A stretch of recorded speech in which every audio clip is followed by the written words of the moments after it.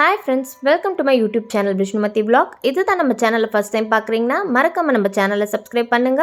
நம்ம சேனல் அப்டேட்ஸை உடனடி தெரிஞ்சுக்க பெல் ஐக்கானை ப்ரெஸ் பண்ணுங்க. இன்னைக்கு இந்த வீடியோவில் ரொம்பவே டேஸ்டியான மட்டன் பிரியாணி எப்படி பண்ணுறதுன்னு நான் உங்ககிட்ட ஷேர் பண்ண போகிறேன். இதுக்கு வீட்லேயே நம்ம ஃப்ரெஷ்ஷாக வந்து பவுடர் ரெடி பண்ண போகிறோம்.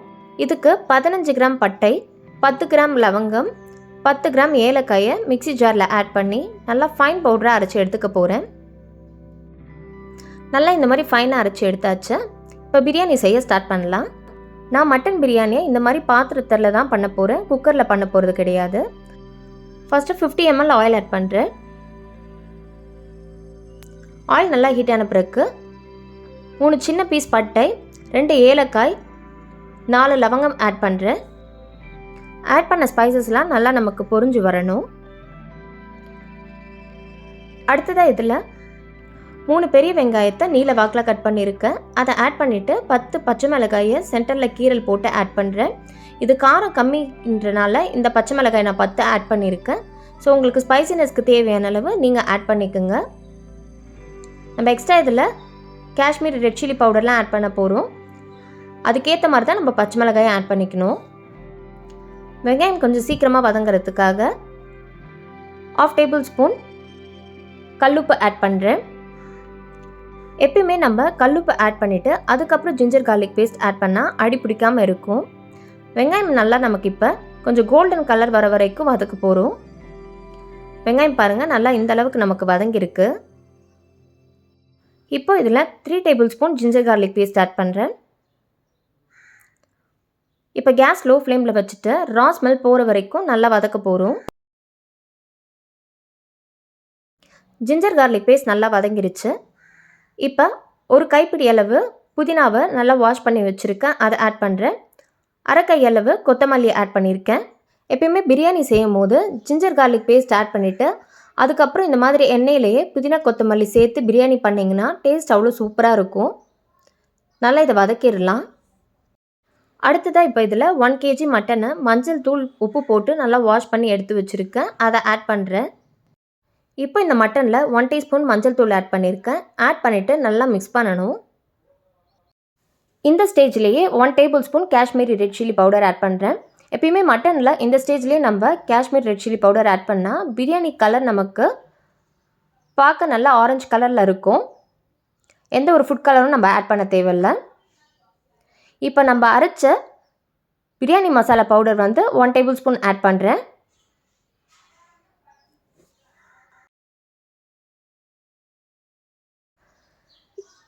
இப்போ ஆட் பண்ண மசாலா வந்து மட்டன் மேலே நல்லா கோட் ஆகிற மாதிரி நல்லா மிக்ஸ் பண்ணணும். ஒரு 20 மினிட்ஸ்க்கு நல்லா இந்த மட்டன் வந்து எண்ணெயிலேயே வேக விடணும். 20 மினிட்ஸ் கழித்து மட்டன் பார்க்கும்போது பாருங்கள் அதில் இருக்க கொழுப்பும் நமக்கு பிரிஞ்சு வந்திருக்கு. இப்போ இன்னும் எனக்கு எக்ஸ்ட்ரா காரம் தேவைன்றனால நான் Kashmir red chilli powder add பண்ணிடுறேன். ஆட் பண்ணி நல்லா மிக்ஸ் பண்ணிவிட்டு 3 மீடியம் சைஸ் தக்காளி கட் பண்ணி வச்சுருக்கேன், அதை ஆட் பண்ணுறேன். நல்லா மிக்ஸ் பண்ணிவிட்டு ஆட் பண்ண தக்காளி நல்லா நமக்கு பேஸ்ட்டாக வதங்கி வரணும்.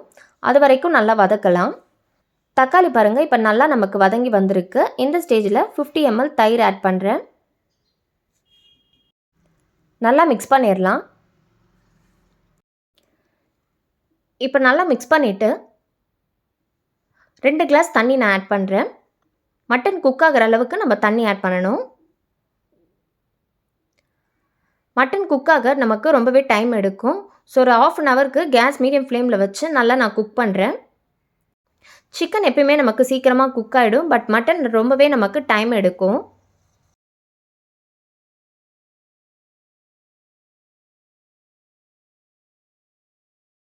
மூடி போட்டு க்ளோஸ் பண்ணிடலாம். இப்போ பாருங்கள் ஒரு 15 மினிட்ஸ் கழித்து ஓப்பன் பண்ணி பார்க்கும்போது நல்லா நமக்கு கொதிக்குது. பட் இன்னும் எனக்கு மட்டன் குக் ஆகலை. ஸ்பைசினஸ்க்கு இன்னுமே நான் கொஞ்சம் ரெட் சில்லி பவுடர் ஆட் பண்ணிக்கிறேன்.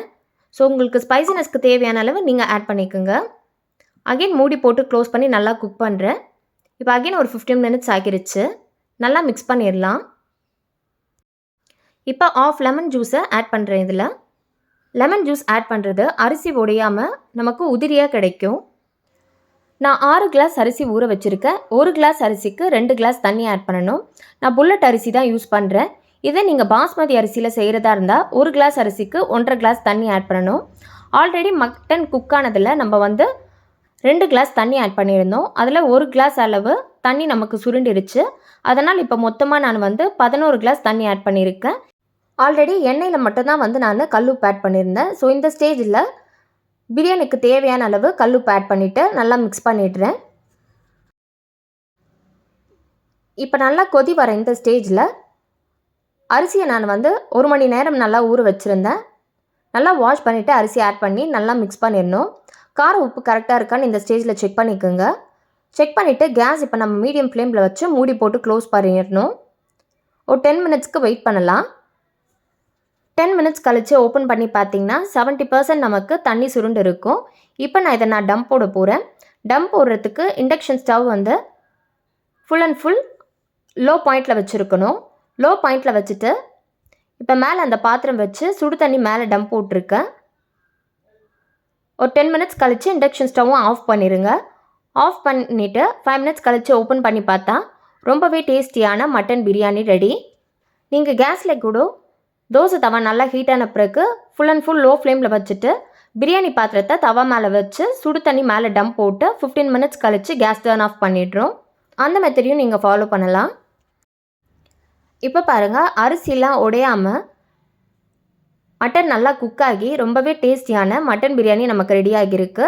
ஸோ கண்டிப்பாக நான் ஷேர் பண்ண ப்ரொசீஜரில் ஃப்ரெஷ்ஷான மசாலா நீங்களே ரெடி பண்ணி வீட்டில் ட்ரை பண்ணி பாருங்கள். ட்ரை பண்ணி பார்த்துட்டு எப்படி வந்ததுன்னு மறக்காமல் கமெண்ட் செக்ஷனில் ஷேர் பண்ணுங்கள். Like, share, subscribe and keep supporting to Vishnumathi vlog. Thanks for watching this video, friends.